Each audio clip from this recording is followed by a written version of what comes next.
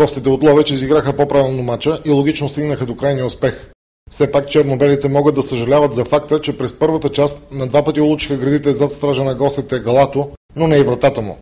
Още в 8-та минута Здравко Лазаров бе на път да се разпише, като получи топката пред наказателното поле, завъртя се и стреля, но кълбото срещна левия стълб на вратата на Литекс.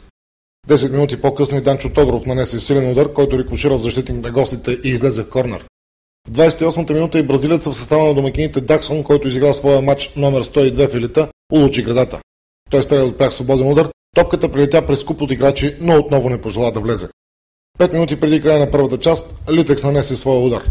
Том проби от дясно и центрира, а непокрития Нифлор от непосредствена близост простреля Ставрев за 0-1. Оранжевите решиха изхода на мача още в началото на второто полувреме. Ново центриране на Том от дясно, завари неподготвено черно-бялата защита и Дока засече топката за 0-2. 3 минути по-късно кълбото влезе и във вратата на гостите, но рефера не зачете гола заради нарушение срещу резервата Голубович. Даксон, Тодоров и Лазаров опитаха да върнат поне едно попадение за домакините, но ударите им бяха неточни. В 81-та минута Литекс узакони титлата си с нов гол. Скоростна атака на гостите завърши центриране на Бодуров и Нифлор с глава направи успеха на оранжевите класически. До края на мача локомотивци нямаха повече съпротивителни сили, а гостите спокойно доиграха оставащите минути, преди да се отдадат на заслужената радост след последния сигнал.